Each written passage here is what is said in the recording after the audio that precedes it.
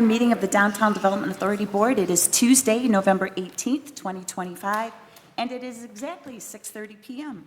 Could we have a roll call and determination of quorum, please? Chairperson Burgess. Here. Vice Chairperson Dr. Crusoe. Here. Secretary Laurent. Here. Board Member Campbell. Here. Board Member Coe. Here. Board Member Medina. President Rudd. Here. You have a quorum. Thank you. Moving on to item number 3, approval of minutes. A, approval of the DDA regular meeting minutes of October 21st, 2025. Move to approve the regular meeting minutes of October 21, 2025. Second. All in favor? Aye. Any opposed? Motion carries. Thank you. Moving on to 3B, approval of DDA special meeting minutes of November 11th, 2025. Move to receive and file the minutes for the special meeting of November 11, 2025. Second. All in favor? Aye. Aye. Any opposed? Motion carries. Moving on to item number 4, approval of agenda. Move to approve the agenda as presented. Second. All in favor? Aye. Any opposed? Motion carries. Moving on to item number 5, special presentation. A, presentation of the Spirit of Main Street Microbusiness Startup Grant recipients. Madam Chair, we are really excited today to have special guests with us. I'd like to introduce the first special guest, who will introduce the rest and talk about the program. And welcome to Mr. Barnett, the erstwhile very, very busy man these days. And new grandpa, by the way, which is awesome. Very familiar to all of you is Eric Phillips. Eric, of course, is with Oakland County and particularly the Main Street program. Eric has been a dynamic support of our organization and a dynamic friend. He's an overall good guy. So I'm going to give the floor to Eric Phillips and let Eric tell a little bit about this program that they have done for a little bit of time with Genesis and the great news that we have tonight. And then he'll introduce his special guest. Watch that mic. It's Does it work? Okay. Yeah, the council has very aggressive public speakers. But Mr. Phillips, welcome and thank you. Thank you. So, Eric Phillips, Main Street, Oakland County. I'll be really brief. I was just going to say real quick on behalf of the county, as you know, we're trying to do everything we can to support the downtowns and the small businesses, and this is just one way with the grant programs that we have here. But we also have our local GEMS campaign. It's Small Business Saturday month, but I think is it November 29th? Mm-hmm. I should know that by heart, but I do not. So I encourage everyone to get out, take a selfie in front of a picture or in front of a business. And again, Genesis Credit Union, who we're extremely grateful for, is the sponsor of that. We also have our Shop OC Main Street's website, so trying to get small businesses online and take advantage of some of that e-commerce. But we are here tonight for the grant program. This is the Spirit of Main Street grant. It is really for small businesses 0 to 3 years old, anywhere from buying equipment to marketing, no signage. So we're just trying to do everything that we can, and we would not be anywhere near where we are without Teresa and Genesis Credit Union. They are a huge supporter of downtowns and Main Street. And if there's one example that I'm going to tell a story that she doesn't know I'm going to tell, that she didn't know I'm going to tell this story, but last year I called her and something dumb probably. And there's a lot going on in the background. I said, Teresa, where are you? She's like, oh, I'm in Key West on a girls' trip. Like, why are you answering my phone call right now? So if that doesn't show dedication to downtowns and businesses, nothing does. So with that, I'll turn it over to Teresa. You want to say a couple words? Tell people I'm drinking in Key West. I didn't say that. I got a Genesis logo on. Oh my gosh, that's so funny. So I'm going to talk just a little bit about what the grant program is and what we're looking for when we're selecting businesses, and especially this year, because it's the fact that 2 of these are going to Lake Orion is incredible, because we expanded who was eligible this year. So it really is anyone throughout Oakland County that is part of a Main Street program, so any business that's located in a Main Street. So the applications come in. We got a lot of applications. Eric and the county does a very good job of weeding out. Teresa doesn't buy signage, so they make sure they take those out. They weed out any that really don't have the right qualifications to really even be in the program. And then once they get to my level, what we're looking for is something from the business that we can see, like this business is moving forward. What we're going to be doing with this money is something that's going to make the business stronger. It's going to bring more people to the downtown, and both of these businesses qualified, I would say probably before any of the other grants that we gave out. One of them with Annalisa and Boutique Chic, all she needed was a POS system. She's doing everything by hand. Like, it's 2025, how do you not buy this girl a POS system? So that's what we did. And then with Mike and the bike shop, they were looking for, I'm probably not going to say this right because I have no idea what he's actually buying, but it's for racks that they're going to use for the e-bikes. And we were just talking, and he talked about how much of a difference this is going to make in his store for his employees and for his customers and to bring more business. So we're happy to present these checks. Are they coming forward? Would you like us? I would love you to come take this big giant check with a big thank you from Genesis and from Main Street. You gotta come up I gotta- here and do a picture. We'll do it right. Where's Photos. Wait, where's your hubby and your daughter? Oh, we gotta wait. I know, but they have to be in the picture. You want to say something first? Yeah. Yes, let's hear from you. Yeah, let's hear from both of you. We going around here? Yeah. Then- You gotta punch the mic like a fire. I don't want to touch it. It looks like it's going to fall off. For those of you who don't know, I'm Annalisa. I do own Boutique Chic in downtown Lake Orion. I am so grateful for this. I had applied to several different grants throughout the last year. I wanted to see the business. I knew the business had the potential. It just needed to get into the 21st century. And I'm very excited. The hardware has arrived. We've begun to install everything, and it's very tedious going from no barcodes to creating a whole thousands and thousands of items, but it has been, I'm very excited. I think we're gonna plan to go live later this week with everything, which I'm very excited for. It's just going to help significantly with customer retention, tracking buying habits, and even all the way down through just basic inventory control and knowing what's in your store, what's going out of your store.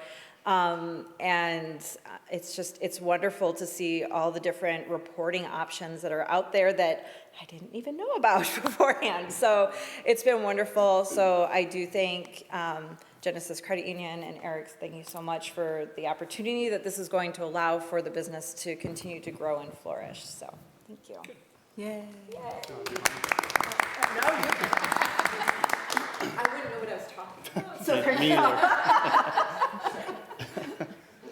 either. My name is Mike Warner. I'm one of the owners of the new bike shop downtown, Lake Orion Bike and Adventure Company, with my partner Tim Marriott.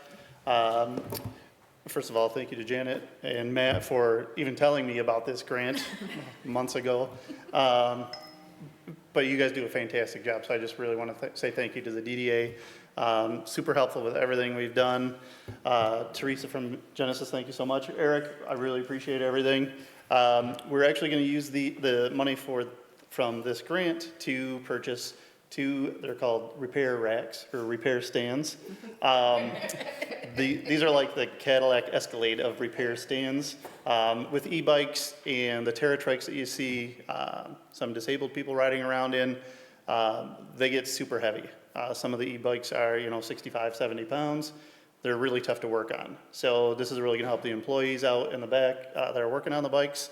They won't have to struggle with two of them to try to, or call me in the back to help them lift up an e-bike or one of the other TerraTrikes onto the stand. So it's gonna be super helpful. It'll be, make us a lot more efficient and a lot safer around the shop. So we really appreciate it. Thank you.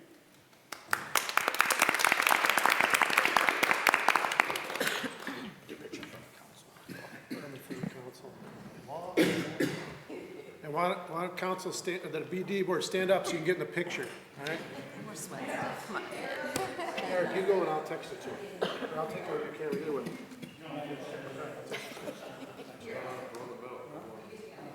Yeah. Yeah, everybody find a spot that you can, okay, now you three gotta go over there.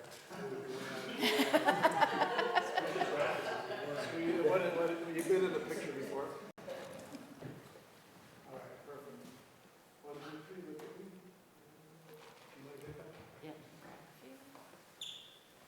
You should be up there with your Jump up there.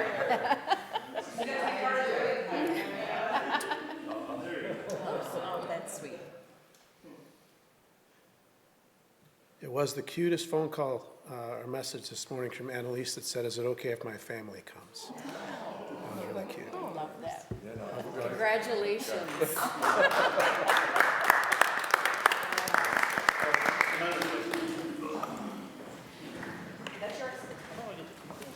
Thank you so much. Nice job, Kevin. Nice.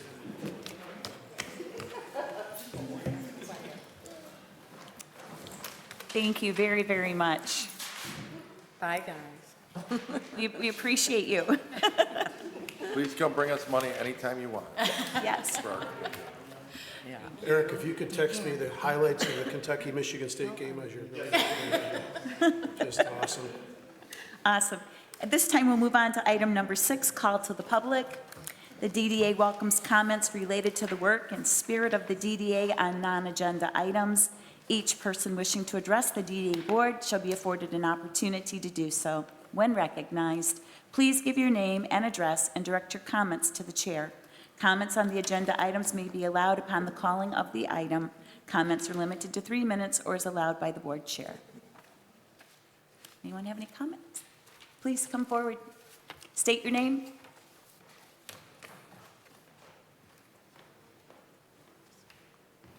Rosemary Ford, 225 North Broadway. I came in a few minutes late, so I may have missed this. But if you would be so kind, and if it's already been explained, we're all good. But some people may not know what POS means.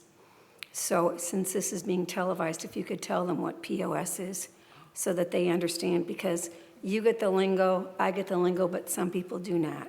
So, It can mean two things, too. pardon? POS can mean twice, too. True, but possibly it already was explained and I may have missed it. That is used in all retail everywhere. Oh, it is, but Yeah. I'm saying for a basic layperson, they may not know what that stands for, what the acronym Wow. is. Most ladies who have credit cards can figure that out. We would hope, but then there's some that just blindly tap that baby over Point there. of sale system, it POS draws stands, inventory, sales, pricing, tracking, markdowns, you name it, it'll take care of all the paper needs that she has. exactly, but Not on the first day. no, once you get it into the system, but bottom line is, it means point of sale, so I just thought I would pass that on, so. For what it's worth, thank you. Thank you. Okay, moving on to item number 7, consent agenda. All items on the consent agenda are approved by one vote. A, financial reports, page 25. Move to receive and file the financial reports for October 2025. Second. All in favor? Aye. Aye. Any opposed? Motion carries. Moving on to item number 8, financial matters. A, bill approval. Madam Chair, I'd like to move approval of disbursements in the amount of $101,725.25 for October 2025. Second. Could we have roll call, please? Board Member Campbell, Yes. Board Member Coe, Yes. Secretary Laurent, Yes. President Rutt, Yes. Board Member Barnett, Yes. Chairperson Burgess, Yes. Vice Chairperson Caruso, Yes. motion carries. Thank you. Moving on to item number 9, new and old business. Number A, annual election of board DDA officers. Madam Chair, this is the month and the time for us to re-elect or elect anew our officers for our DDA board. The instructions are in the packet. Pretty straightforward process. You as the chair would declare open any nominations They can be made by individual position, really at your discretion, Madam Chair, or any individual's nomination, or it can be nominated as a slate. It can include existing members or newly proposed members. Any member of the council, the board can nominate a slate. Once that's established, either by position or slate, either a single motion to approve by unanimous consent, that board of elected officials that are proposed can be voted on as one, or you can do it individually. So the discretion is yours, and so I tender it to you, Madam Chair. Thank you.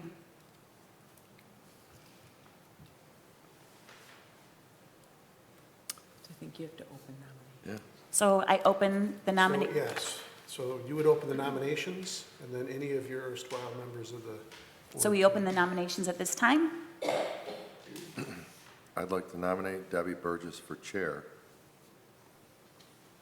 And, I mean, can I just keep going? You can do, Yeah, I mean, I would like to renominate the existing slate of officers. Debbie Burgess, chair, Sam Caruso, vice chair, Hank Laurent, secretary, and Matt Shell, treasurer, if they are willing. And nominations do not need to be supported, but a motion, of course, would at the appropriate time. Well, if there's no one else, is there anyone else interested? I couldn't tell if you're raising your hand or saying, try not to say anything.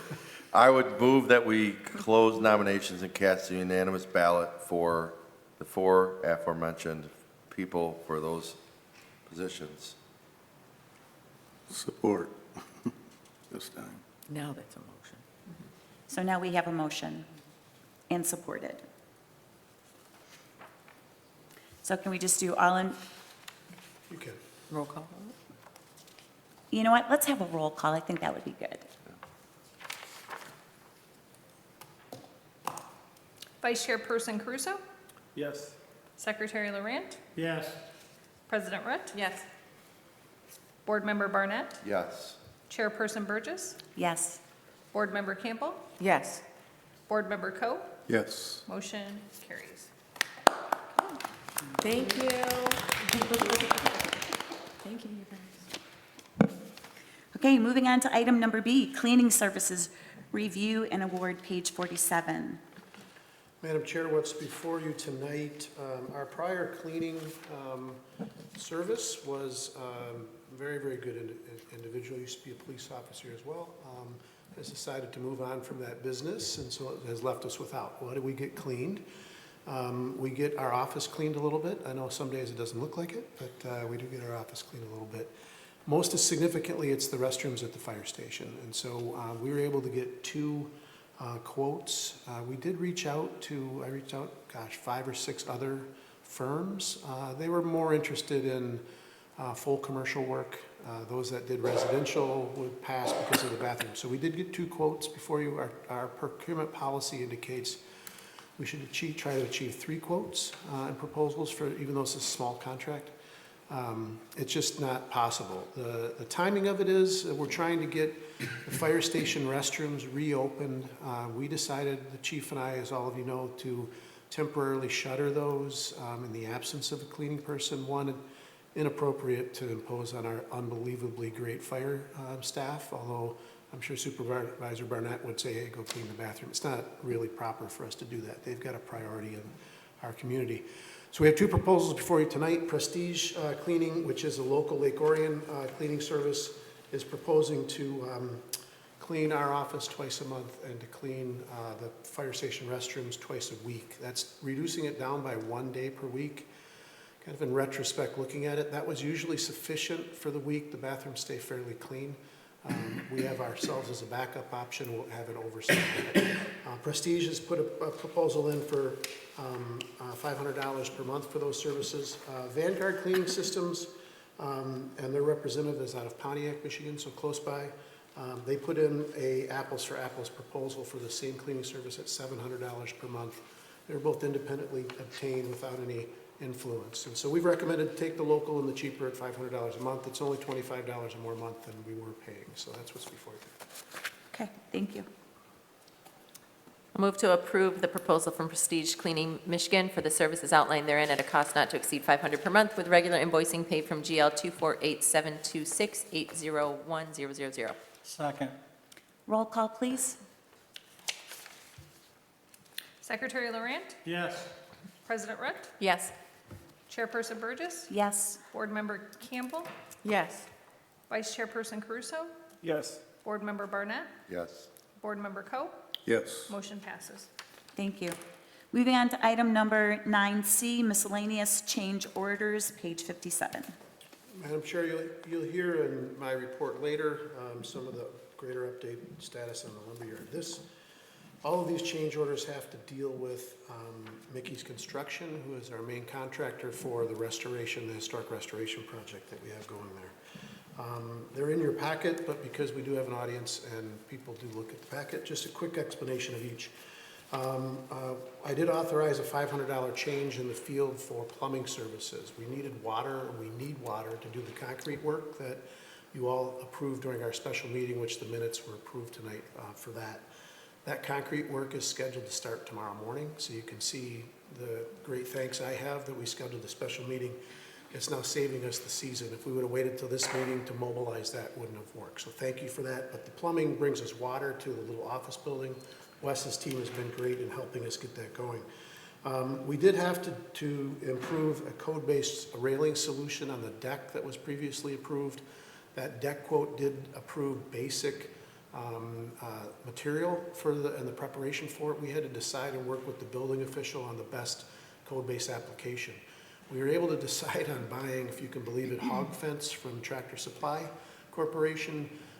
This change order deals with cutting that down to size, working with the scope of that, most significantly painting that, making sure it was safe and installed properly so we have a more permanent installation. You might recall or not, probably not, when we were originally quoting the deck, it was approximately almost $11,000 higher than what we settled on, because we were looking at doing either a cable rail or some other type of industrial type modern rail. We got a pretty good deal of material and all for $4,056.27. The next one is a salvage and further structural repairs. Everybody's noticed that the east wall and the west wall are in process. This deals with the south wall.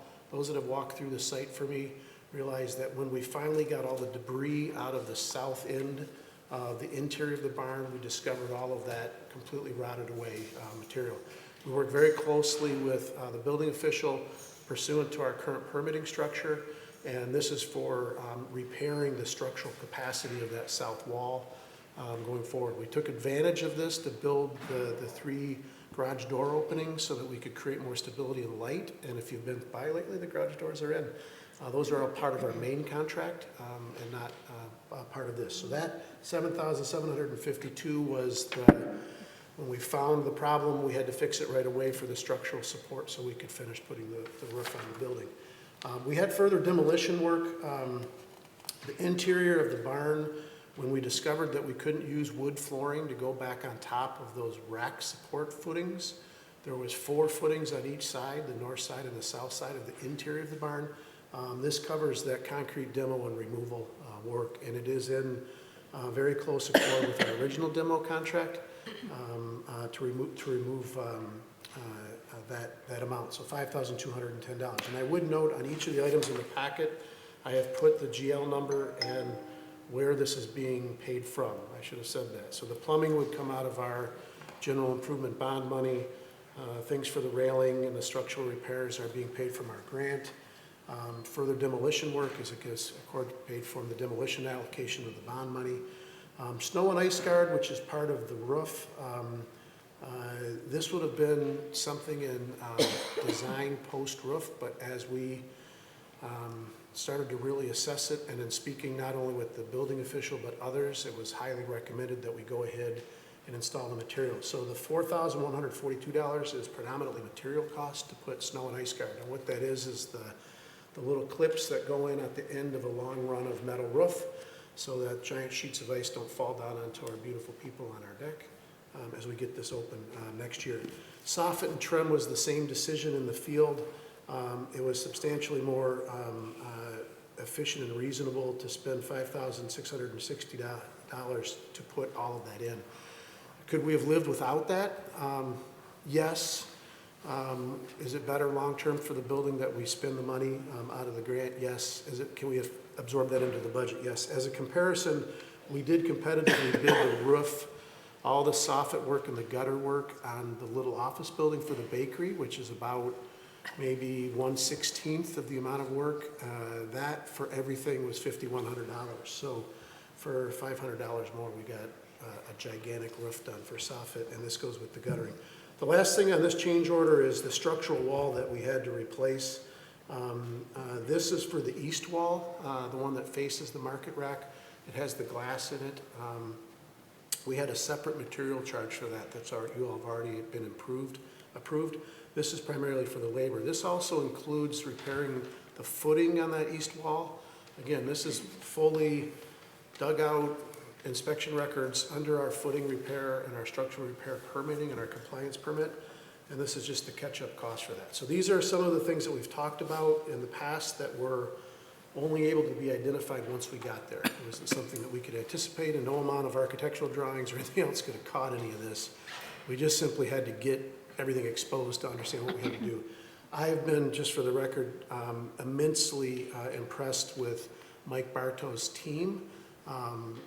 They have been so loyal and dedicated to the project, and Mickey himself, from a price-wise, I have contacted everybody I know as well and saying, hey, listen, am I still in line with it? And we're way under where I'm getting responsive from. So these do not have competitive alternative quotes. These are field decisions that are made as things were happening, and we discovered, particularly on the east wall, with the building officials' help, that we had to create substance of footing and foundation and dig that, so that's what this is. So we made that decision in the field.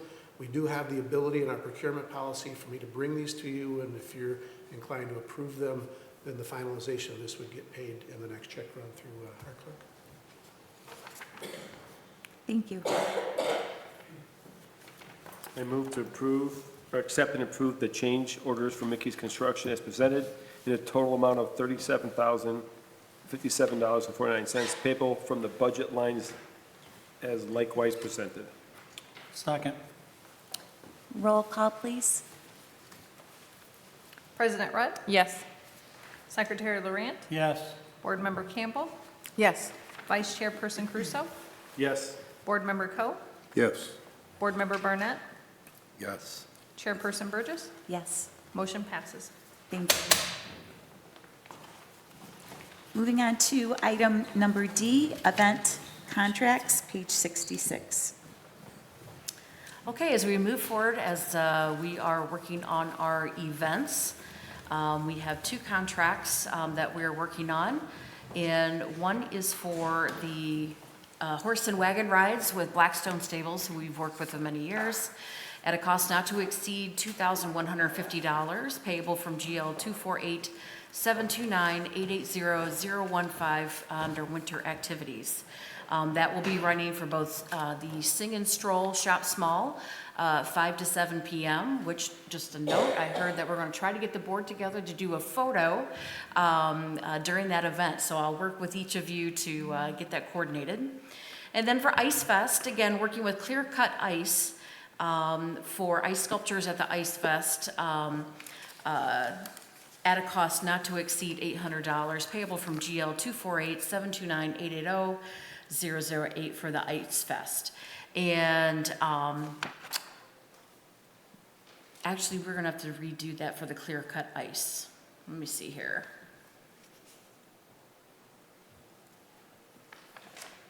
So for Clear Cut Ice, actually what it is, it's based on, we have a budget balance in there of $3,500. So the cost per block is coming in at $325. You'll see the list of quotes that I had called and received on. And then live carving single block demonstration is at $475. So this is a order system that we're going to be doing with Clear Cut Ice. So anticipated cost, give me 1 second here, based on last year's numbers.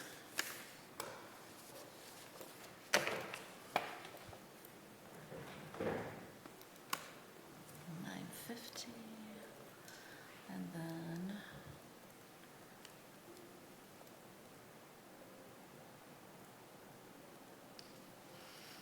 oops.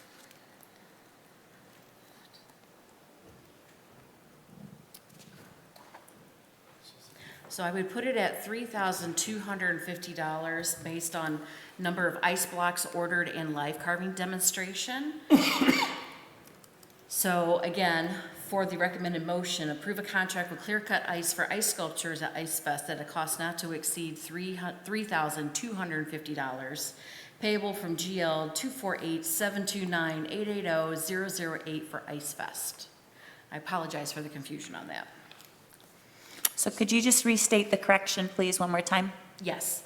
So for Clear Cut Ice, the recommended motion is to approve a contract with Clear Cut Ice for the ice sculptures at Ice Fest at a cost not to exceed $3,250, payable from GL 248-729-880-008 Ice Fest. So moved. Second. Roll. Is that for both You have of them? comment or question? Yes. For her, for what she said. Okay. Sorry. Yeah. So how much are there opportunities for merchants to buy ice? Yes, so How I much wanted to are make those? sure that we were good with the contract, and then I'll be getting that information out tomorrow. Do you know how much those are or no? $325 is our cost. We'll probably do a $25 bump, just to have additional marketing. So dollars on that'll that. offset some of this then? Is that the idea? Yes. Okay. Correct. And Janet, so Yes. currently we have $3,500 budgeted, is that correct? That is correct. And then if we take the 3,250, then we'll have, what, about $150 left? Which again, these are going out to sponsors and also to merchants to ask to purchase if they'd like an ice carving in front of their business. My point being, Yes. that's going to be necessary because we'll only have $150 Yes. left in that. Yep. Anybody else have a comment or question? Okay, roll call, please. And is this motion just for the clear cut? Yeah. Just for clear cut right now? Thank you. Yes. That was my next question. Yes. Okay, Board Member Campbell, Yes. Vice Chairperson Crusoe, Yes. Board Member Coe, Yes. Board Member Barnett, Yes. Chairperson Burgess, Yes. Secretary Laurent, Yes. President Rutt, Yes. motion carries. Okay, now we need a motion for Blackstone Stables. I'll move to approve a contract for horse and wagon rides with Blackstone Stables at a cost not to exceed $2150, payable from GL 248-729-880-015 winter activities. Second. Roll call, please. Board Member Coe, I just have one question. Is that about the same as it was last year? Yes. Good. Yes. okay. Vice Chairperson Caruso, Yes. Board Member Barnett, Yes. Chairperson Burgess, Yes. Board Member Campbell, Yes. President Rutt, Yes. Secretary Laurent, Yes. motion carries. Thank you. Moving on to item number 9E, discussion and consideration, additional architectural services, page 70. Madam Chair, so this was placed in the packet tonight without a specific recommended motion, if you notice, and there's a reason for that. So let me tell you what's going on here. So the board approved the hiring of Davis & Davis out of Farmington Hills. I notice in the packet that I printed that the rather wonderful as-built drawings that are now in the hands of the township, which are necessary, they don't print very well because they're huge. So if you want to see them, come to the office. They did the as-bills for the little office building, the green building, as I call it, where the bakery's going to go. The bakery, really, any kind of user needs an addition on the back of that building to be able to use it for code-compliant things and for, in the case of the bakery, for the coolers, that kind of thing. So the question before us is whether we would like to engage additional architectural services for us to take on the design criteria and then most likely the construction of the addition on the building. In the packet at page 80, I put my detailed market evaluation of what the building is likely worth pre-addition. It's very likely that if we did this on a comp base, it's probably worth $370,000 or so right now as it sits for the building itself. That does not take into account the fact that the building is in the very south end of our downtown and a dynamic little project we're doing, but just for argument's sake, it's worth about $370,000. If we were to add the addition on, that building valuation probably goes up to about $450 with the amount of square foot and what would go into building the addition. So why do I say all of that? The architectural services, which includes the structural engineering, is proposed at $12.5. So there's like 3 ways we can do this. So there's a reason I didn't put action here. One is we might want to table this so that we can have more detailed directional discussion as to what we want to do with this building. And quite frankly, what we want to do with the front of our project. That being said, is we could pass this cost along to the bakery to say, you're bringing a proposed contract at either the next meeting or the January meeting. Matt, go back to Mario and his team with his company and say, we're going to have you do this addition. That all it does is affect the contract proposal that will come back to us. If the building is worth $450,000 with the addition on it, and we say to Mario, you've got to build the addition and you've got to take it all on, then the building goes back to being worth $370,000 or maybe $350,000, depending on what we negotiated at. So it's really just what is pick our poison type of mentality to do the work. The reason I put it on the agenda was I wasn't sure, as you'll hear in my executive report in a minute, we had meetings today with the village engineers regarding how we were going to manage the stormwater and the other calculations necessary to do our final engineered site plan. So that went well today. Madam President, it went really well today, actually. No decisions were made, but it went well enough that one of my backup recommendations to simply draw legal and sell this outright to the bakery entity, we're going to hold on that now. I think it's more advantageous for us to continue to include it in the project. So what does all the rambling mean? We need to get architectural done to do the addition. The bakery is planning to get started on this right after the first of the year. Either they're doing it or we're doing it. And I think that's a discussion that needs to be held. If it's the board's inclination to say, Matt, just trust your judgment, fine and dandy, it's out of my spending authority to do that.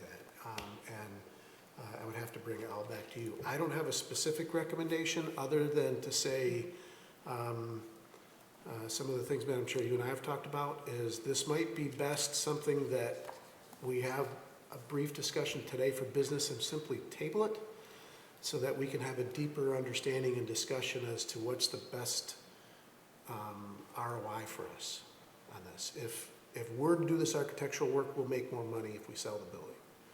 That money might be necessary for us to complete site improvements down the road. If we have the bakery do it, then we're going to pass on some of that return, which is fine. It's just a decision point. So I'm sorry, it's the first time I've been really wishy-washy here, but I needed to bring it to you just to get the ball started. So Matt, can you just speak to, do we have any idea approximately how much it would cost us to put that addition on and anything else that is necessary if we were to absorb that portion?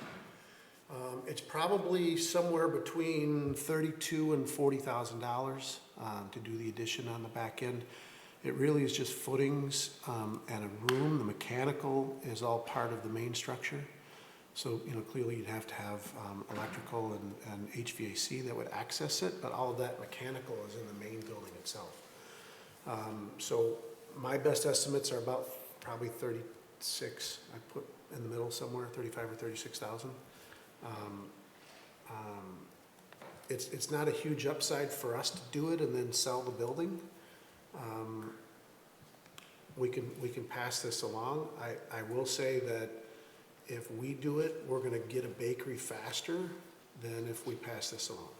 So they have another project in Roseville they're working on that's delayed because of architecture. We have an architect that's ready to go. So this is why, Madam Chair, I'm not making a real hard specific recommendation because this is a kind of a fluid decision. I just wasn't sure. I wanted to get your feedback. So let me just be clear, and then, so you're saying that if we do the addition, the building would be worth approximately $450,000. Without the addition, the building is currently worth approximately $350,000. It would cost us approximately $37,000, $40,000 to put the addition on ourselves, which would give us $60,000. I mean, plus the architectural, so say it's 55,000 with architectural all in, we'd still net out probably 40 to 60,000. So the net. bump for us, if we do it, would be Yeah, that that's pretty good. 50 to, whatever, $55,000. So $50,000 to $55,000 might be important to us as we continue. Now- Just thinking numbers out loud. Please, go ahead, honey. Yeah, my question is, there's a lot on our plates already. So what's our ROI, given the time that you're going to have to spend? Because we know it's going to be you. Managing that The addition.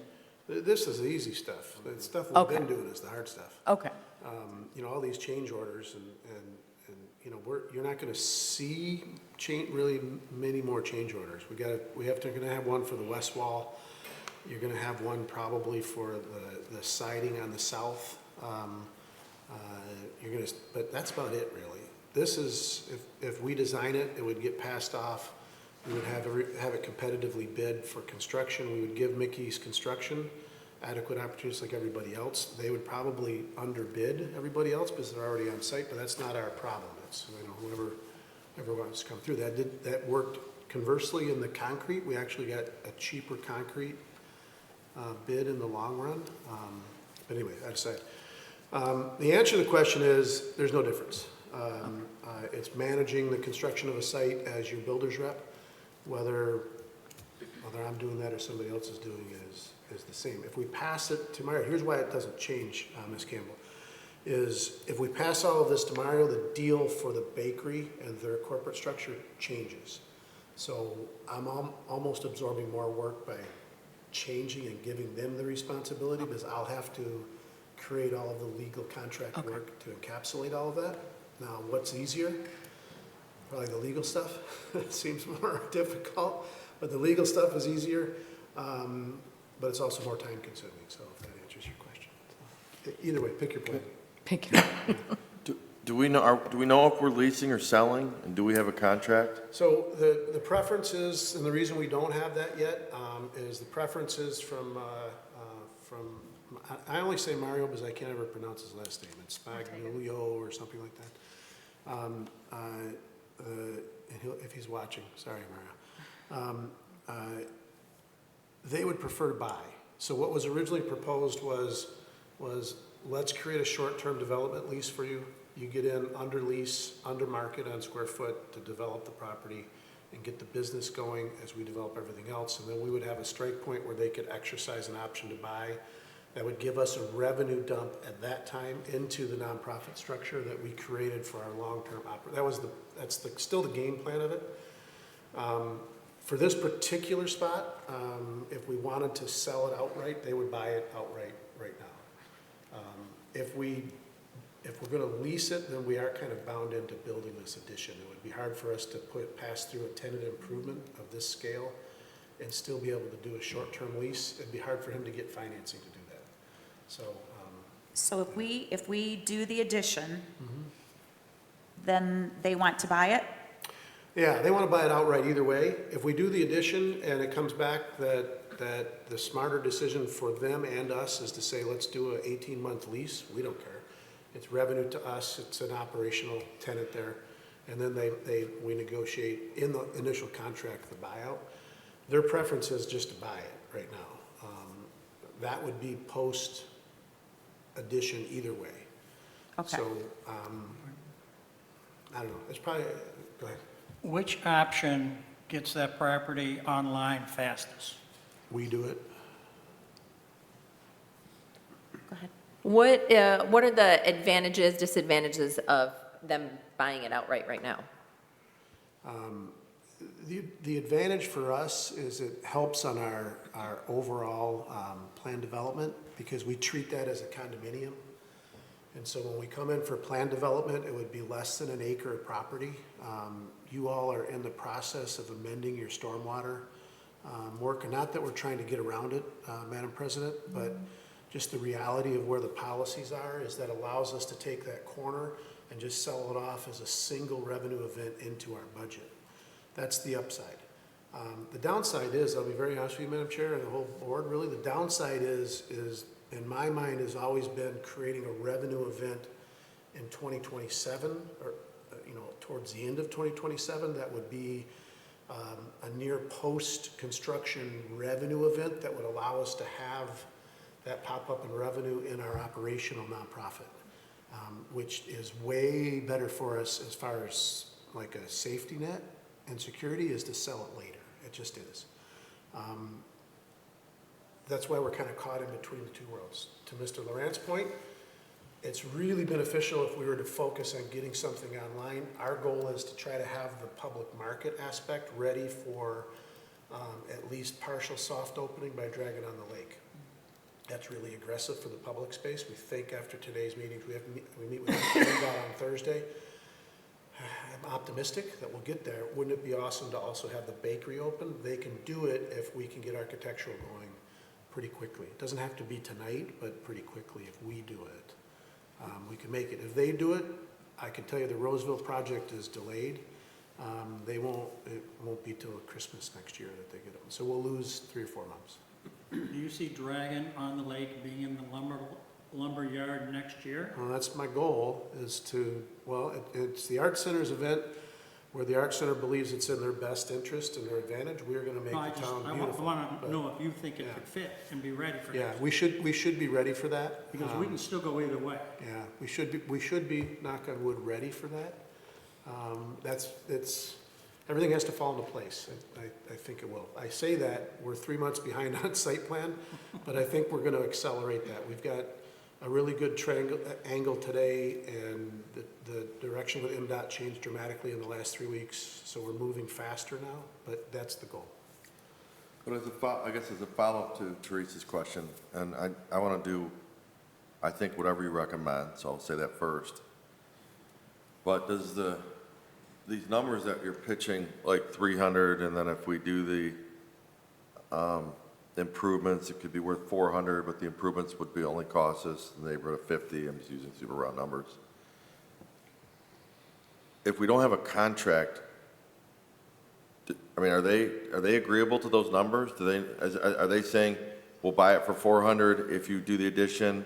Like, because that's the other thing, if we're gonna, in my mind, if that's hard and fast, then it seems pretty straightforward. I would really think we should have a contract before we spent the money to do the work. And then it's really easy to explain to the public who could be watching right now. Right. It was a good idea for us to do this. If we don't, my concern is if we don't have a contract and, it's 50 or 60 grand, and then they say, well, it was only 50 grand, or we only want to pay you 30 6 months from now, or I'm nervous about that. So I'm all on board with pushing the project, getting something open, helping to get the market going, but I'm just a little leery about not having a contract. You are echoing the discussions that Janet and I have on this, on this particular thing on a regular basis. And I apologize that I'm just kind of like, well, I'm just taking it to the board and getting some feedback. So, Mr. Barnett, I strongly agree with you. I also strongly agree of let's just move with our architect and get moving on it. The way that Mr. Barnett just described it is probably the most structurally smart way to do this, is to say, we can still do it, but let's finish a negotiation and locking us in with that particular user for the property. It's probably the smart thing to do going forward. My goal was to not be the decision maker on something like that by myself. That's all. That's why I'm here. That's why we're Can I here. ask one more about, is it possible, could we be close to having getting under contract with the bakery? Yeah, the goal is to, he wants to introduce his concepts at our December meeting kind of as a Christmas present to the DDA. So we could present a contract then too pretty easily, I think. It is holidays and attorneys are attorneys, and you have one sitting here, so it goes quick, but that would be the goal, Mr. Barnett, would be to have a contract. He and I have discussed very, very specific terms. the whole lease to buy option. He's been made aware of the valuation, feels it is very, very reasonable based on comps and square foot. But we don't have a contract, so, We need a contract. yeah. Well, I'm for a contract for sure, and I'm for cannolis. Let's do it. Yeah. Cannolis and Italian pastries are always a good thing. It'd be nice having a bakery downtown Lake Orion. We have nothing like that here. I've been here 35 years, nothing of that nature, even close to that nature. It'd be nice having a really good Italian bakery in town. Yeah, yeah, they're excited to come. So one other question that I would have for the board is I'm a little bit reticent why I brought it this way, just to assume that we would do an additional contract service just because we've approved an architect for our as-built and our initial drawings for the building official work. I got it from them because they were there, they did the as-built, it's somewhat easier. Would the board also prefer if I backstop architectural service with additional cost structure if there's a contract that ends up we do it?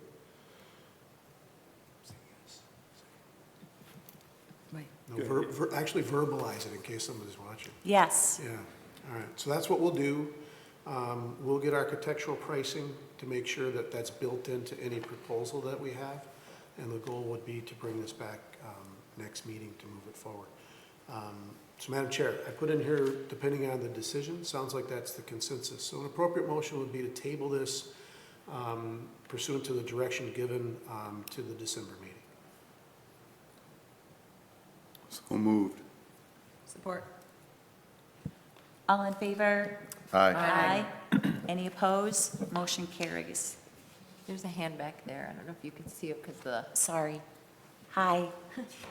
there's I a, do have a question, so I'm either go up front to ask it. Sure. Yeah, perhaps you can answer this, or the board can. I don't know, that's my most incoherent agenda item since I started this job. My question is this, should we go forward with this? They're talking walk-in coolers is what they want, correct? Is what they're gonna need? They're gonna need refrigeration. So should we go forward with this? Is there going to be wording in the contract that they would be responsible for the repairs? Or would it fall on us? And the reason I'm asking that is I worked for a food service management company. We had a contract with Oakland County Parks and Recreation. We needed additional walk-in coolers. They built them, but we were responsible for any repairs. So those types of things, I guess I would caution that you be aware of and that they are made aware of, just so that if a walk-in cooler breaks down, they've got product in there, it's got to be taken care of, and I think it would be best if they had to do that. I know that with a lot of our contracts that we had, we leased the building, but when our contract is done, anything that we've put into that building, we just walk away. So I don't know if that's what you're going to have set up with anybody that takes that building, unless you sell it outright. So it's just something, food for thought, Yeah. consideration, that's all I'm Yeah, thinking of. through the chair, all really good points. We've thought about most all of that. And these aren't custom built in, these are prefabricated. Yep. That the addition would be designed for access. I'm just looking at to protect the DDA so that you don't get stung or they try to come back on you with something and then you guys are kind of going, ugh. I know you guys will look for what's best, so I just thought I'd mention it. Thank you. Okay. Anybody else? Okay, good. Moving on to item number F, reconsideration, executive director contract, page 82. Madam Chair, this was postponed from prior meeting, well, not really postponed. The DDA board acted on a certain proposal, and then through some legal intervention, not alterations, but just postponement happened. So we had referred this over to our attorney. Our attorney hasn't really given specific language. I just know that it's starting to age a little bit if the board is inclined. This is unique to my position because the language that would be pertaining to the board action that was intended from the review committee for our assistant director will absolutely require language from the attorney to accomplish. For this particular item, it's the executive director's compensation. The review committee had offered a bonus payment. The proposal that's in your packet is quite frankly a revised suggested offer for me instead, in lieu of a bonus compensation, which I'm immensely grateful for. It shows me the work that I'm doing is worth something, which is important. And I'm honored, but it's not necessary. I would prefer that there would just be a percentage increase, but that the contract would be extended through the time periods anticipated to get that project open, so that we don't have to go through my review next spring in 6 months and who's going to say what and who's going to be angry about what. We just bake it into the budget and call it a day. And if something's super successful, great. And if I'm horrible at my job, then you can get rid of me for cause. Either way, the contract would be done. So that's what's before you. There is not specific language from the attorney. There's not really any necessary. The language was for that bonus. Is how do you pay a bonus consideration for work performed? This would be amending my existing contract, letter contract, for a 5% increase. If you're inclined, I'm grateful. If you're not, we're still going to build a bakery. Thank you.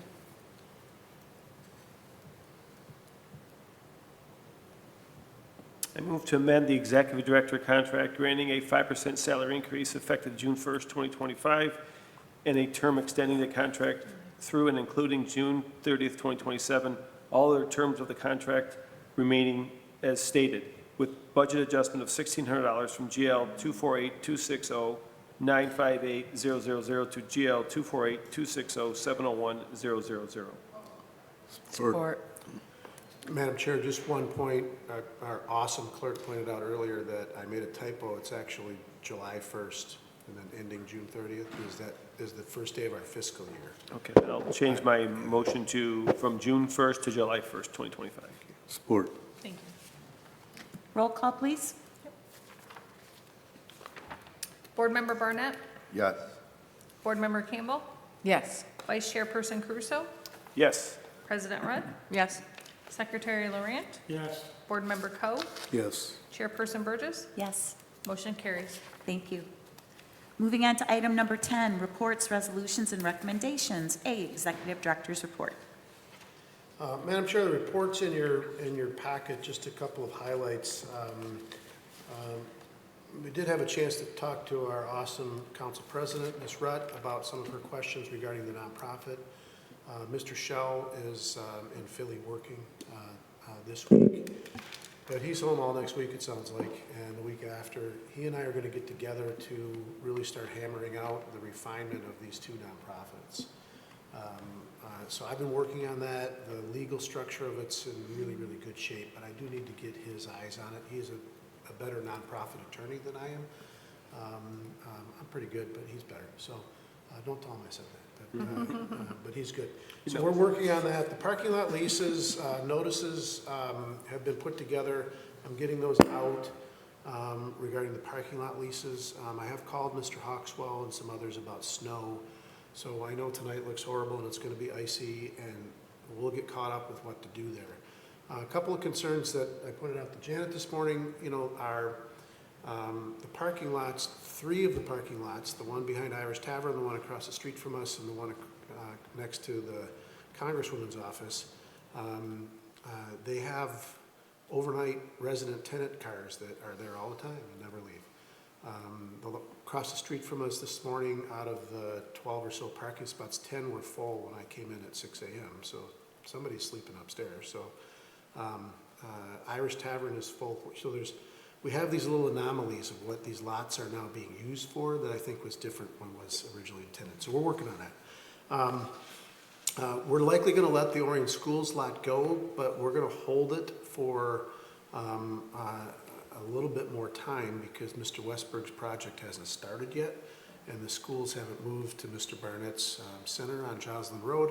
So we'll just hold that one. It's $2,500. Here's the interesting thing about our budget that Janet and I inherited is there wasn't a specific budget line for the cost of parking lots. So you'll see at our December meeting the movement of money. As you all know, we are working within a budget that has the $421,000 debt service, the $312,000 dedicated to our village partners, salaries and compensation and event. We're tight, like you'd say, Matt, $1 million, how could you be so tight? Well, we are, so all of this is being really closely analyzed. When we come back in December, there may be some recommendations that I have regarding parking, some of these lots. We may let the school lot go earlier than we thought. $2,500 is $2,500. That lot is going away in the very near term anyway. It doesn't really get used for the downtown. It does on events, an overflow, and so it'll get used for the lighted parade, I know it will. It got used for our Halloween extravaganza, I know it did, but it's just a lot, so you'll see the recommendations going forward. As far as the lumberyard, I didn't have a specific report. You kind of got a sense of where we're at with the lumberyard. So the barn is going to be completed and wrapped up, siding, doors, windows, all of that. I've got a request out to a local artisan that has offered to offer complimentary of his forging services to turn railroad spikes into handle hardware. We've got the pricing quotes coming from Madison Electric for the railroad fixturing, for the lighting. At your next meeting, there's a possibility, I hate to do this to you, there's a possibility that we'll call a special meeting between now and December 16th. I don't think so. Only for electrical work and electrician service work, and that would only be because if DTE feels that they can accelerate our service planning work, then we're gonna need an electrician. And we've got 4 companies proposing, it's just not done yet. So all of that's in really, really good shape. From a budget standpoint, we're okay. We're not great, we're okay. The aspect of where we're at on the project is gonna be heavily defined by Thursday's initial, well, not initial, but like multiple meeting with MDOT. What we're meeting on Thursday deals with our ability to get MDOT to grant permit authority for us to utilize the percolation basin as our spillway because they're in between us and the Paint Creek. So to manage our stormwater adequately and not build an acre full of retention basin, we've got to get this permit from MDOT. I'm very, very confident it's going to be fine. I'm a little less confident that they're going to agree to access. This is why Mr. Barnett has helped. We have Leo's on the ready to amend his site plan to allow us to modify access and to do certain closures out there. We're not going to do that until absolutely have to. We'll start to know that on Thursday. So we're in good space. We're about 60 days behind in that meeting. PEA understands that. They're going to accelerate plan development following today's meeting. Everything else is fine. We get a FOIA every week. It's fine. Beautification has been great. I think the downtown looks nice for Christmas lights. Janet's recommendation on the lake guy was great. His team was great. I've been doing a lot of lifting and carrying. The four-wheeler is kaput, as they say. It works and it doesn't work, and it works and it doesn't work. So it died on me in the middle of Broadway, putting up Christmas stuff on Sunday. That wasn't great. We pushed it out on the road. It's fine. We don't have anything else, really. Remember when we did the DPW contract and I said, could we add that we could ask and borrow some equipment? And it was said, no, you can't do that. Well, okay, it's either my Jeep or the broken four-wheeler. So I'm not sure what to do about that. But it all worked out fine. All the corn stalks are in a giant pile at the lumberyard because the dumpsters were full down there again. Somebody came and cherry-picked on our permission all the extra pumpkins, and they're going to a farm and to feed something, goats or something. I don't know, it's grand. There's straw bales galore stacked up under the roof down, so it's all there. It was just made an interesting physical exercise by the fact that we don't have any equipment. And so it is what it is. So that's my report for tonight, and any questions you would have, I received them fast. Mr. Cook? Would it be possible to talk to Leo's about some type of lease agreement with their lot? To lease some of their parking, we can. Well, I mean, I don't know what kind of deal we have with Sam, for instance. I know during the day, of course, it's his lot, but at nighttime, right, people can park there. It would be nice if we had that at Leo's. I think they close at 9 or 10 o'clock at night. Yeah. It's worth a discussion. I know that for most all the events is your cornholers found out that they towed everybody. Right, yeah, which, yeah, not Yeah, good. So even late at night, so it's worth the conversation. And Leo is very open to working with us. The reason we haven't is because he's a really, really good guy, but he wants it the way that it benefits him solely. And so we've been able to design the site around it. But I think MDOT will probably tell us that if we can explore a partnership, we should. So we can cross that bridge. Yeah. With the Christmas lights, are they complete downtown? Because I noticed that they don't go up the trees as they have in the past, just, just around the trunk. Yeah, they are for the most part, as far as height goes, in part because the trees are laboriously big. You'll see a little bit more infill. All of the planter boxes that we did tomorrow will be filled. Those will be lit as well. There'll be a little bit more garland that goes out that will have lights on it, but as far as the treetops, probably not. I'd love to tell you otherwise, but money's money. I have a question. The light poles, when you turn onto Flint Street, do any of those have electrical? They do, They do. yeah. Are we short lights? We have lights, so we could put lights on them. We don't have any more garland. Well, I don't care about Garland. Yeah, but we put lights on them. We could put lights on those? Yeah. Okay. We actually are working with Connor from the township and their bucket truck to get the banner switched out. We're just kind of waiting for a day where it's not 30-mile-an-hour winds to do all the banner placement. It would be very easy for us to ask them to tag on those poles, just to plug them in at the top and wrap them. If not, we can do it.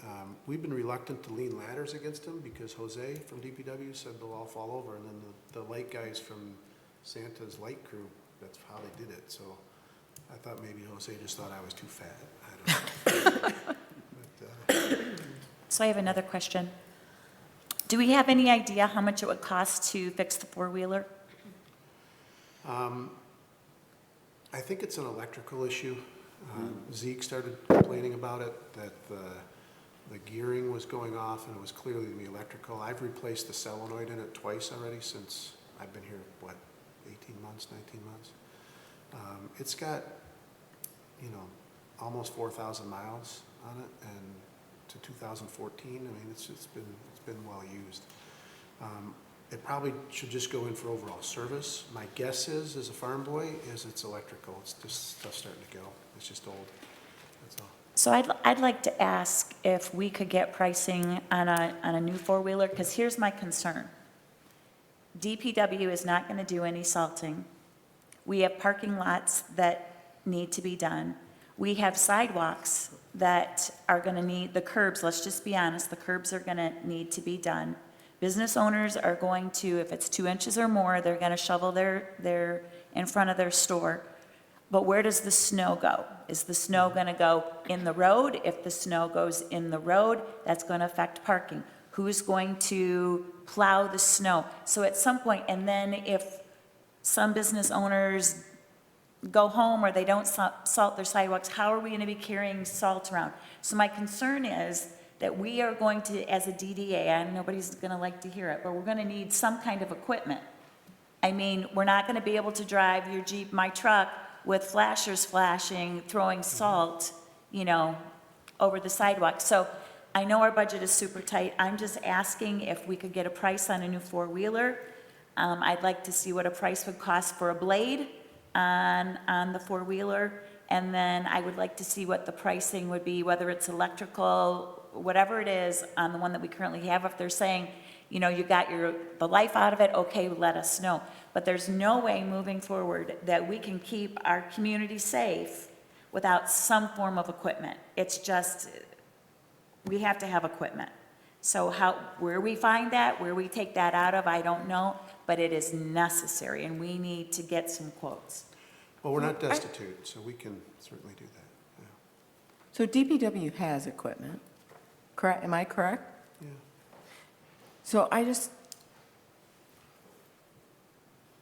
So all these lots that we just talked about, Orion Schools lot, Crusoe lot, Sherman lot, Irish Tavern, are we responsible to do the snow removal in all those lots? Well, not in the school lot. The language in the agreement, and I know Mr. Crusoe takes care of his own lot, the language in the rest of them are our responsibility, including the Front Street lot, Front and Anderson, and the Slater Street lot by the Methodist Church. So we those did are- that last year? No, but remember, we agreed to pay $17,000 in To February DPW. to finish the season after 2 months of dispute. We didn't have a lot of snow last year. Right. This year, I have a feeling it's going to be different, the way it's starting. I think we're going to have one of those years. We'll get a contractor, and we can absorb the cost of it to do a per push on those properties. The school takes care of themselves. I'm assuming Mr. Caruso wants to take care of his own lot. We're going to get his payment caught up to him someday, but, so we can do it. What you're talking about is, what about everything else? And we just do need something. There is a snow machine that the DPW has, but, you know, they have sidewalks for public areas and things like that, so, and I understand, we totally understand. So we'll look at pricing for that, Madam Chair, and bring back pricing at the December meeting. Thank you. I'm like totally confused. Does the village do any of the snow removal at all? That's a good question. Depends on where it's at. I mean, this is ridiculous. That's Yeah, what no, I no. say. I mean, to their defense, all the roads, all the public areas, the children's park lot and the lot behind Sick Pizza and the sidewalks that go along with it. So, yeah, so they have a very adequate removal service. Part of the interesting thing, and it might be worth us to have a follow-up conversation, is, Madam Chair, your council approved snow for Park Island Road for the whole season for less than $3,000. So, you know, for me, that's an area far greater than our parking lots, and so I would love the same deal, that we'll pay $2,600 for the snow events on our parking lot. So it's something that can get explored, and will get explored with Mr. McClary.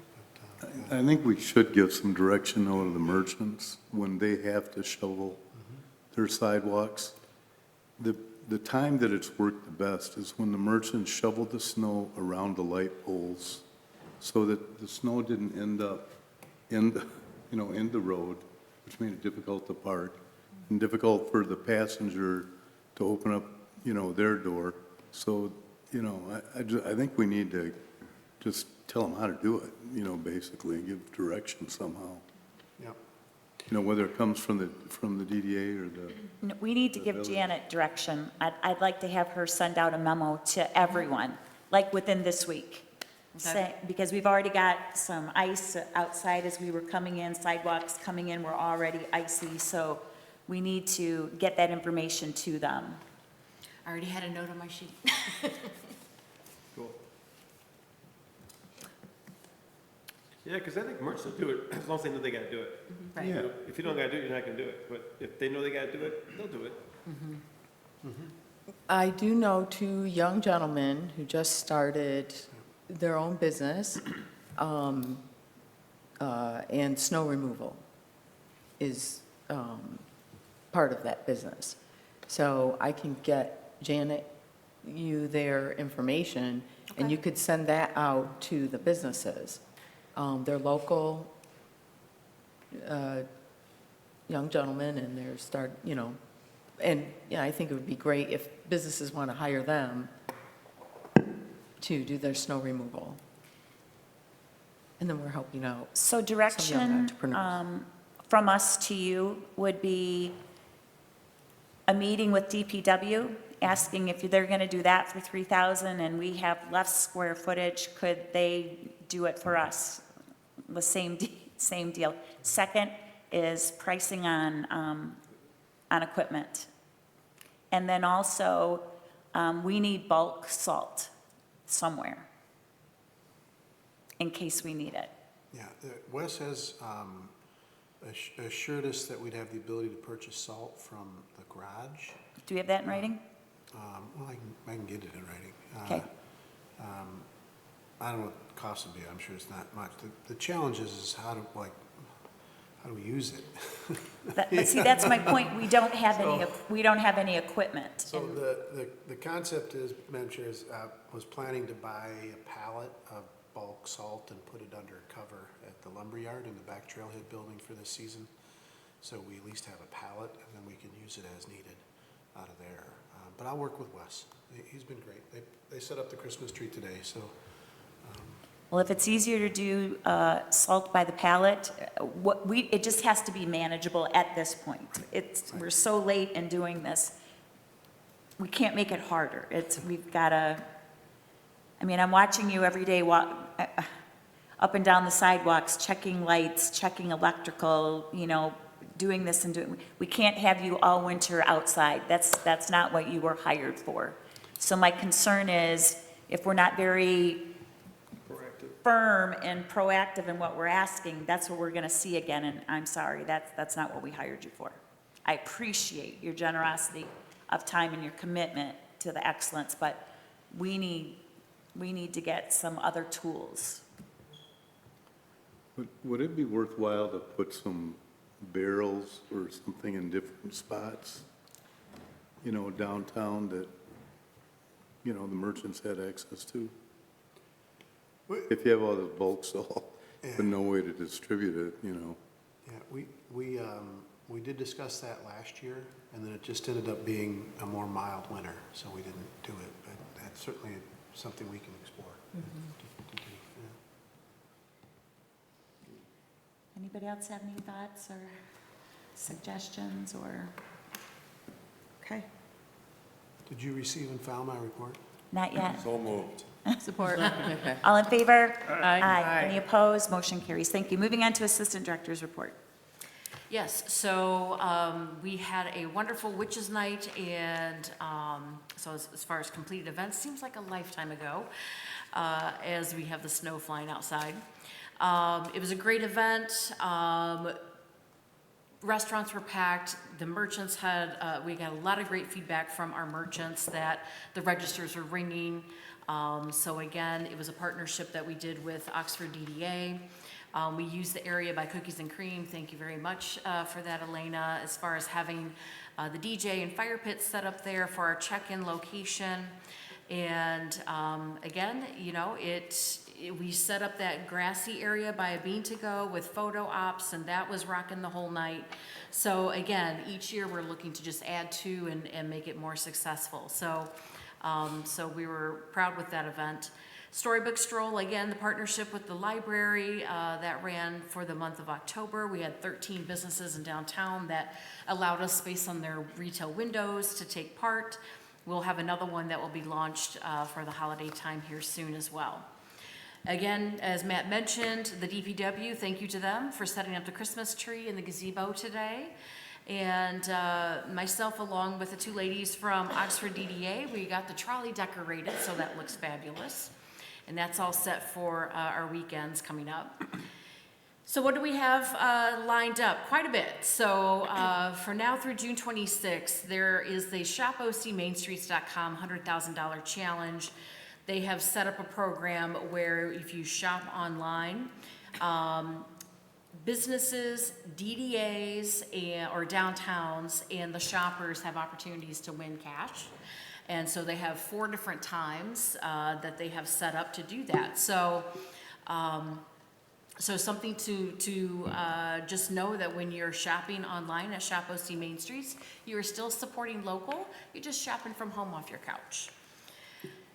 Another program, again, taking a selfie and submitting for a chance to win up to $1,000, the popular Oakland County Local Gems program. I happened to check that site today, and we already have Green Hippo on there with a photo from one of their customers, again, submitting a selfie for that. So again, another opportunity for shoppers. It runs till November 30th. And all of these programs that I'm listing are on our socials, so again, you can get all the rules from the links in those mentions. November 20th, obviously this Thursday, is our Sing and Stroll tree lighting ceremony. Runs from 5 to 7 in Children's Park. We'll have free horse and wagon rides, hot cocoa, singing carols. We have the Lake Orion High School cheers coming in, their varsity cheers coming in, and then also Orion Music Studio. We'll have a DJ. We have the scouts coming in to man the fire pits with s'mores, visit by Santa and Mrs. Claus, and the Grinch, I hear, is making a stopover as well. Tree lights at 6 p.m. in the gazebo. So again, we encourage the community to come out and support. It really is a wonderful taste of hometown holidays for downtown. Again, getting back into shopping within downtown with a chance to win money. November 28th through the 30th, Michigan Retailers Association, also known as Buy Nearby, has a punch card that people can download. And again, we encourage people to use that to shop within downtown Lake Orion. And again, check our socials for info. November 29th, Shop Small Saturday, 10 a.m. to 2 p.m. is the hours that we will have as far as horse and carriage rides from downtown. But we also have shop hours. So we encourage people to check out. We just revealed the deals and experiences via our socials. They get posted on our website tonight, so check that out, of our participating shops and restaurants and the deals and the different activities that they're offering. So again, just a really great way to go ahead and get your gifts. Great experiences, wonderful deals, I have to say, reading through the lists. And the trolley will be running that day as well. Orion Christmas Lighted Parade, just wanted to mention that. Obviously, that is a fantastic thing. We will have at the DDA office on that evening just kind of a warming station. So you can set up your chairs, come join our location. We'll have fire pits roaring. And as Sam mentioned today, it always seems to be the coldest day of the year. So we're there to help out. For December 13th, Polar Express Trolley Experience, we sold almost 140 tickets within the first 5 days that the tickets were live. Again, on that December 13th, it's 11 to 3. And even better for both, actually, that comment regarding the volunteers, our shops, our Thursday event, all of our volunteer spots are filled. I don't think I've ever had that happen in any location. So that is fantastic to see the volunteers stepping forward. Polar Express, we're almost booked for volunteers for that too. So again, I encourage anybody that's watching, they can certainly go to our Sign Up Genius. Again, that's on our socials, and would love to have that support. Want to say thank you to Epic Realty. They're going to be this year's North Pole this year. And again, check-ins at Stadium Elementary. You get a golden ticket. There's a hot cocoa creation station, a kids craft area. Riders will get a chance to hear the Polar Express read and sing holiday songs with the conductor and Mrs. Claus. And once they get to the North Pole, they get a family visit with Santa, cookies, and then they get a Bell keepsake ornament. So again, just another hometown holidays. We get so many people that thank us for this event that it really is just something special. We certainly encourage them to stay downtown and enjoy the downtown, maybe grab a meal while they have the family there and do some shopping. And it's great for all ages, so we saw a lot of grandparents that were coming along too. Tickets are available at the shop, ocmainstreets.com. Project status for See My Legacy sponsorship, donation memorial portal, so I'm still working on that. I apologize for the delay on that. We'll have further information on this week, which I'll send out to the board on that information. Getting into the social media stats, again, we've added across all boards. One thing that with our Facebook, we had a really good run, again, with the events that we were running. That we had almost 150,000 views on our Facebook postings, which was a nice big increase from what we had before. E-newsletters, Snap Retail, we had 5 of those created that we've been sending out. We're going to look at revamping that newsletter and some of the information that's along the bottom. And we need to go through and double check as far as the emails on that system. So just kind of doing a refresh between the Sign Up Genius and also our e-newsletter. And just a few things for your calendars. So Main Street accreditation, again, there's a calendar invite that's out there. It's for January 14th in 2026. Kathy LaPlante will be joining us again this year. And then we have Downtown Lowdown. What we're going to do, instead of having our November meeting, we're going to do one in early December. We're working on booking that location. We'll have that information tomorrow and send that out. And so we'll have our normal meeting and then allow time for the business owners to have a little bit of a soiree afterwards. So have a few cocktails and again, just a moment to kind of enjoy the holiday season together. So that is my report. Thank you. Yes. So Janet, what is the budget for the Sing and Stroll? What's that? For the Sing and Stroll, for that, we have, that's roughly about $1,000 for that one. $1,000? Okay. And then how much is the horse and carriage ride going to cost November 29th? On November 29th, let me go back here.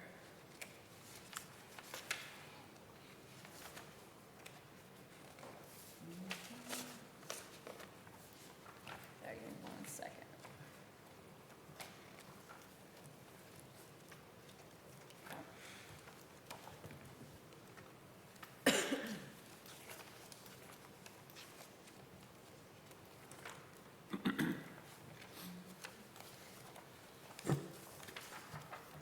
What order I had it in. There we go. Wasn't going far enough, I apologize. So that cost, for the 29th then, so we have that as $1,200 for that date for the shop small. Okay, so the 29th is $1,200 for horse and carriage, Sing and Stroll is $1,000. And then the See My Legacy, is that what we purchased? That was like $3,000 or $4,000? $2,400. $2,400. So when did we buy that? July. In July. It was end of August. Yeah, yeah. Okay, so have you used that at all?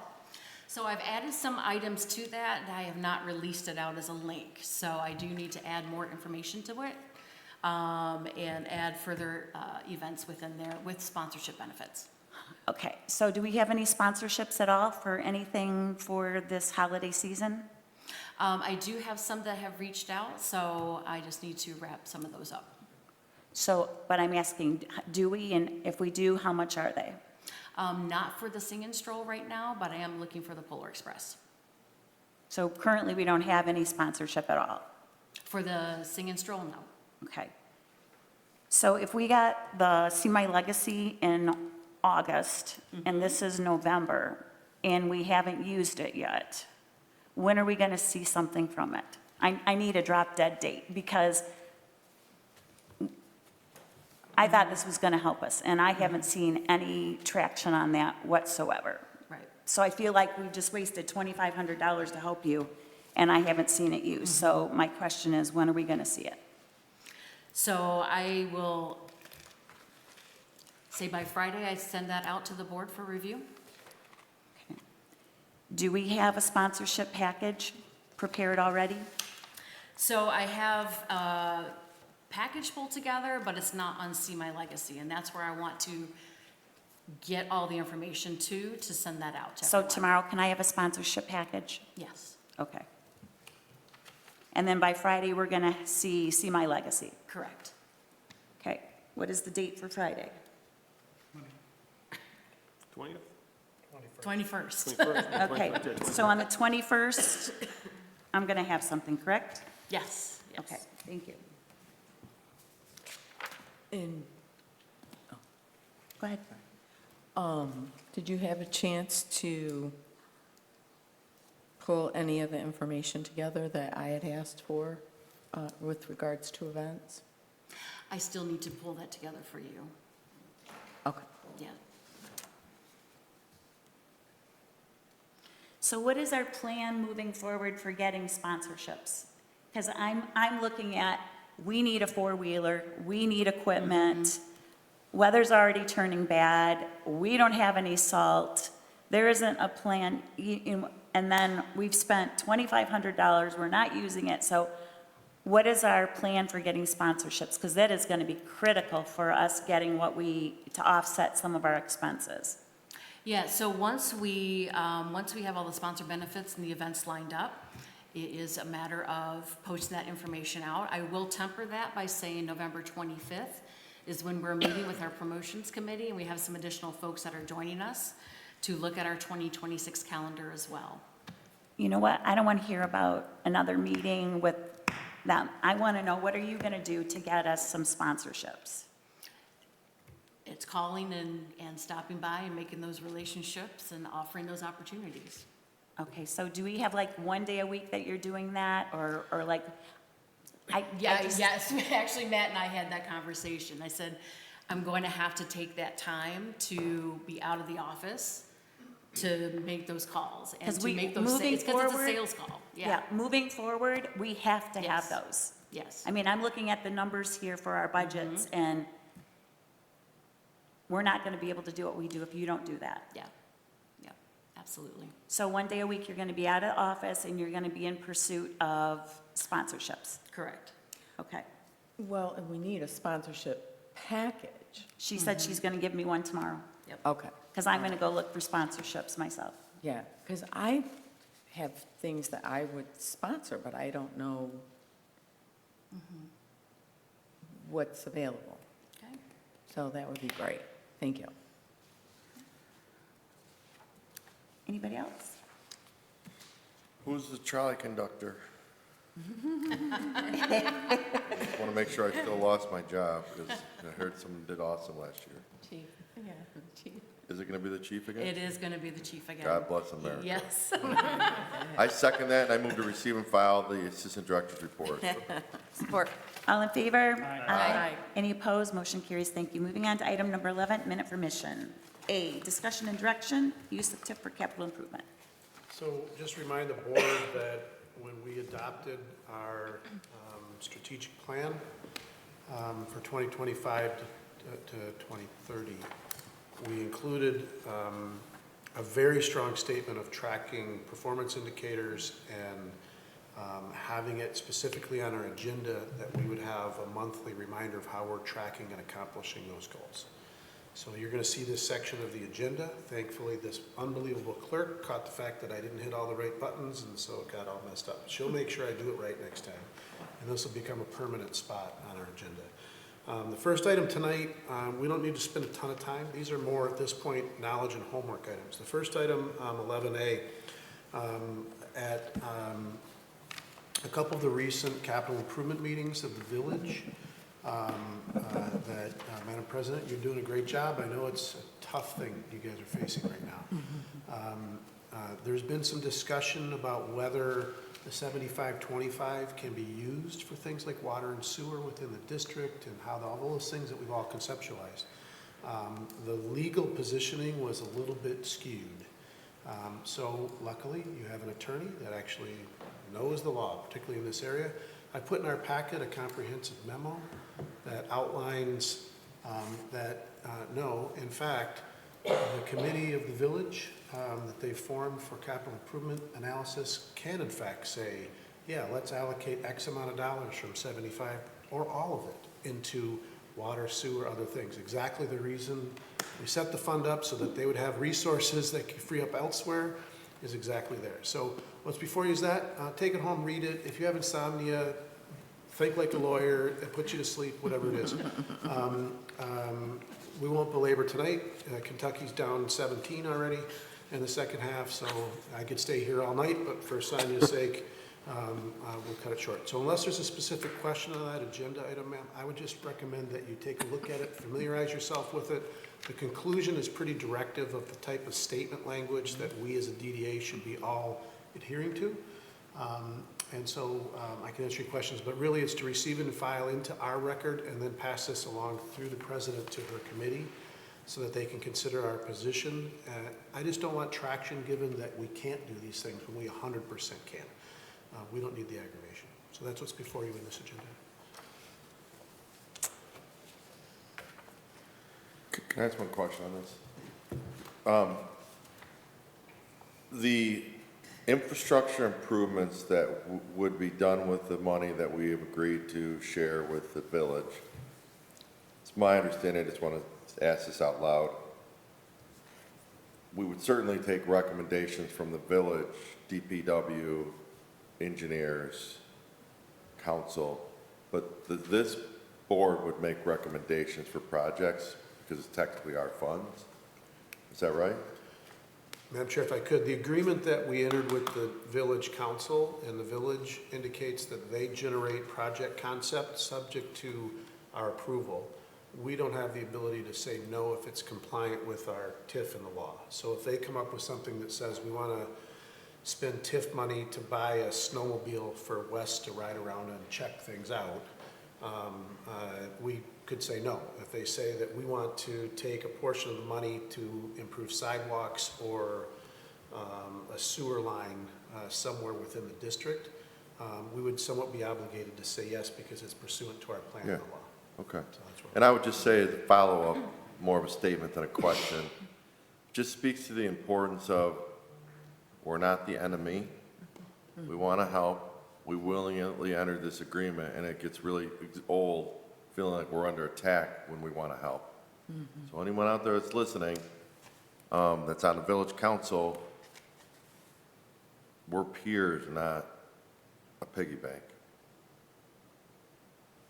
Yeah, I think 75-25 shows our lack of selfishness. Shows that we're willing to help and help our community and help our people of this community and in the council and the village, of course. So I think, I'm glad we're a very non-selfish board. I'd like to move to receive and file the use of TIP summary. Second. All in favor? Aye. Any opposed? Motion carries. Moving on to item number B, strategic plan, setting key performance indicators. Madam Chair, this is truly homework for the board. You and I have discussed, as I've discussed with other board members, we had an excellent meeting today. Mr. Caruso was there talking about key performance indicators. This is a little bit critical in part because if we hope to go after Great America Main Street and those types of strong recognitions, then we need to have project plan and the implementation of our strategic planning designed around metrics that we can measure. And so what I put in here is a memo that just sets forth the importance, what they are. Some people that might look at this, I know, Ms. Campbell, you had these set in your organization in Rochester, but others would be like, well, what are you even talking about, KPI?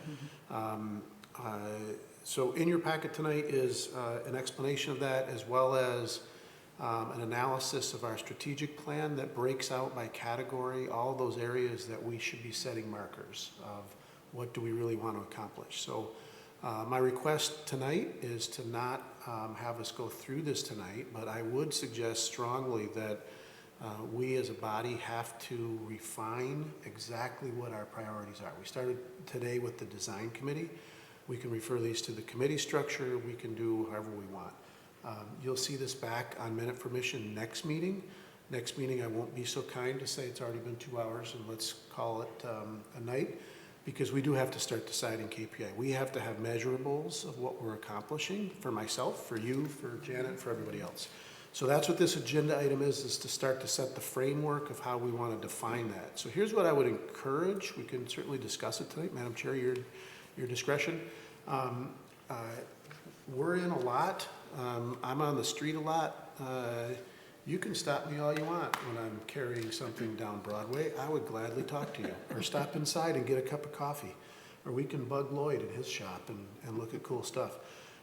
There is nothing stopping you from thinking through and saying, hey, this is important to me.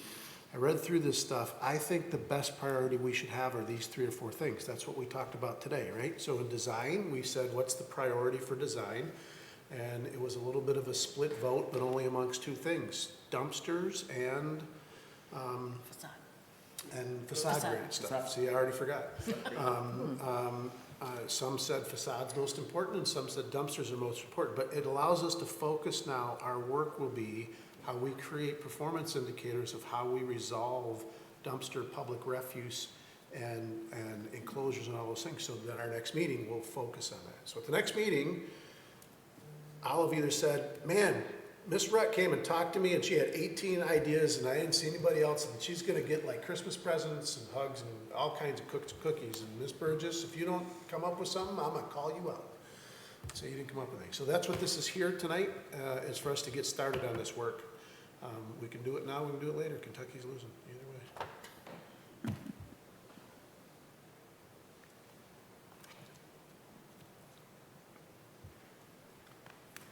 I personally don't want to deep dive in this tonight. It's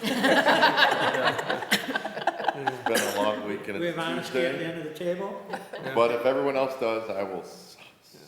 I think it's a good recommendation. Madam Chair, if I could, I don't want you to either. I want you to start reading through this.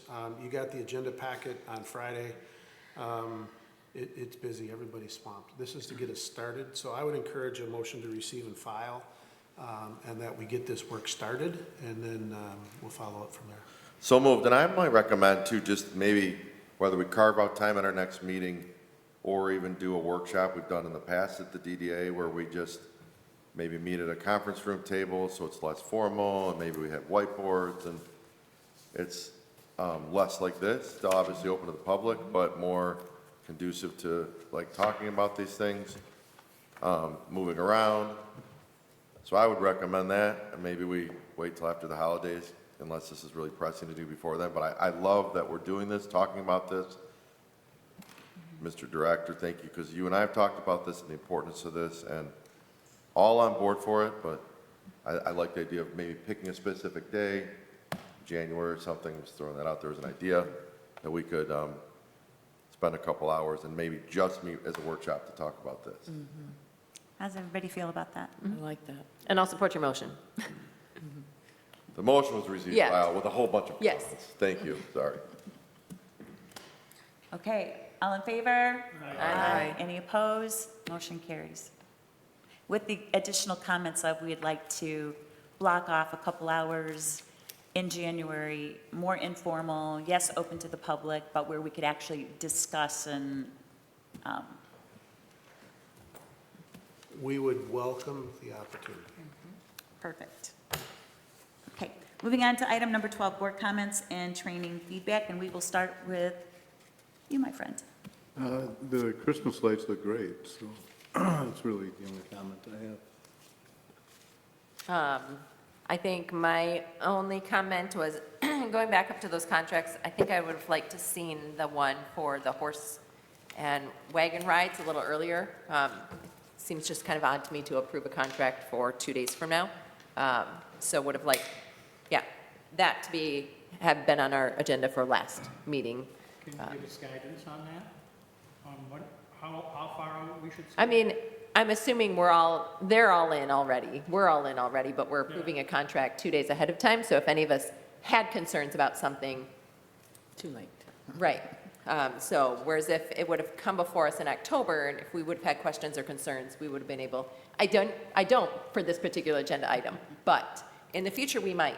And so having a 2-day window where everybody's kind of all in is not, it's not fair to the board or the public, so. I think at least 60 days for an event. I mean, I don't think Yeah. that's asking too much to have contracts Yeah. 60 days beforehand, because if for whatever reason, that then gives you additional time if we need to seek, plan B. So moving forward, I'd like to request that contracts be presented, if possible, 60 days before an event. That's my only comment tonight. I agree, the lights look great downtown and the decorations. I know I saw a few pictures on Facebook. I know I saw Rosemary and Stan Ford out there, and I know you were out there, Matt, and lots of others. So huge thanks to the volunteers who did that. Much appreciated. I just want to reiterate again the unprecedented move that this board took in doing that 75-25 split with the village. And that was something that I don't think any other DDA has ever done. And that was solely out of our concern for our community, honestly. And to show that we are partners, that we're all in this together. This is our community. We're all in this together, and we want to work together to make Lake Orion an amazing place to live, work, and play. So I just want to reiterate that we're here and we're partners. Yeah, ditto, and downtown looks really nice. It's getting more festive out there. Looks like Christmas. Looks like we're in the holiday spirit with the weather on top of it all. Also, kudos in the past month or so. I think some of the grease traps have been relocated to inside buildings. The one especially on Front Street, down the street from my office, where I walk every day past a bunch of grease garbage, is now gone. It's pretty cool. It doesn't stink anymore. It looks better. Now the sidewalks will be safer and cleaner for our public. It's kind of nice. And being on the design committee, we're trying to get those dumpster enclosures to be closed. They're enclosures, not openers. So we're trying to keep those things clean, looking pretty. I think if the whole town looks pretty, looks clean, looks neat, it'd be great. I took a photograph today. Somebody decided to leave a 5-gallon bucket of grease by one of the dumpsters, which is kind of disgusting. And I saw another a picture of somebody left 4 bags of dog poop in the little baggies. They're all tidy and clean baggies, but they're left on the side of the street. That isn't appropriate or proper, I think. I wouldn't do that as a dog owner. I don't own a dog, and my kids wouldn't do it either. But I think it's nice that we're on the right track with getting out to the community about making our town safe, clean, and a beautiful place to stay, live, and play. So I'm looking forward to that. I'm grateful for the board doing all these great things to help downtown be the place in the community. So I appreciate you guys' help. And by the way, happy Thanksgiving next week.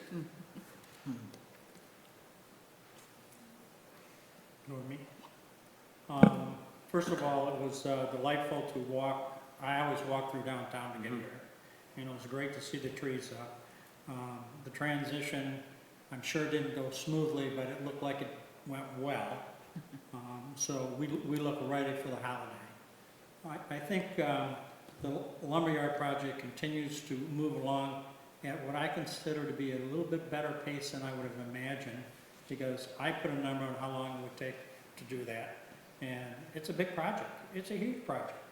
And I think I'm very positive on the direction and where we stand on it. And happy Thanksgiving, everybody.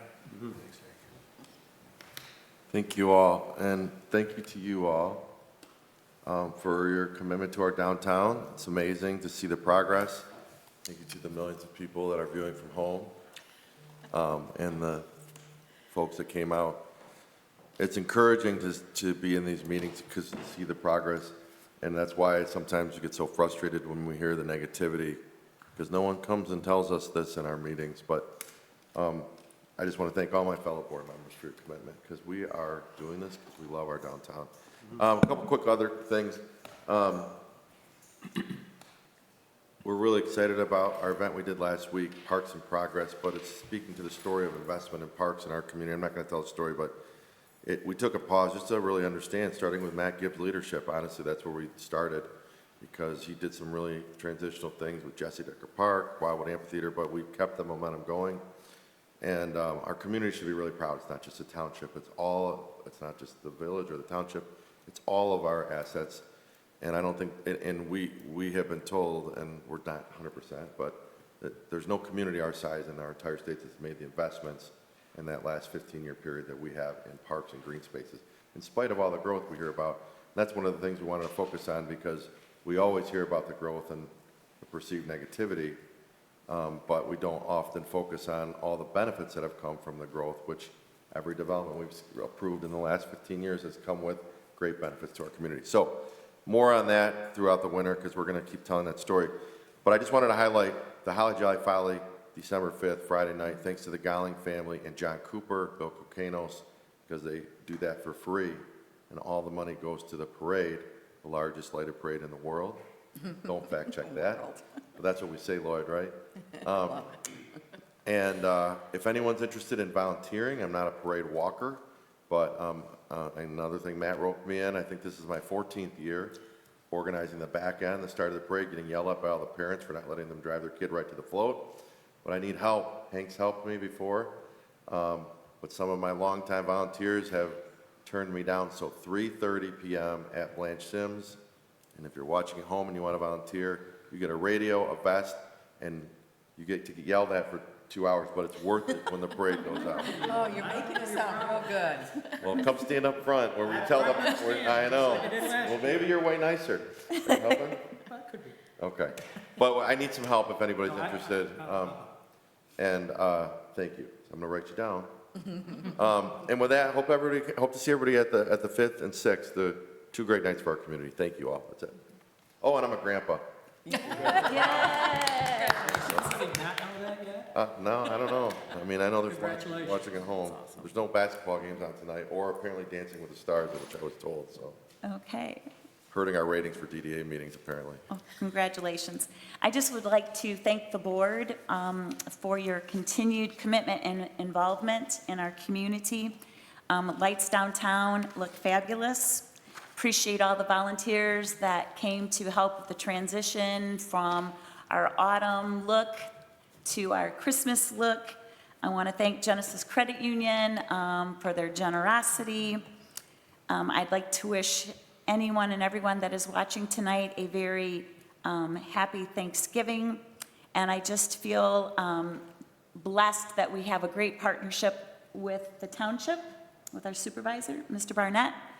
We have an improving relationship with the village and our village manager and our village council. I am grateful for that. And moving forward, I just feel I have a heart of gratitude right now, because if you look around, we have so much to be thankful for, so much to be grateful for. We are moving in the right direction, and we're going together. And that is a really wonderful feeling to know that we are blessed. We're a blessed community. So I'd like to thank everyone for watching. Thank you, board, for all of your comments. Our next regular, somebody receive and file our comments. Need to do that? I don't think we We're good? Next regular meeting is December 16th, 2025. We have a motion for adjournment? Motion for adjournment. Support. All in favor? Aye. Any opposed? Motion carries. Thank you, everyone. Have a great night.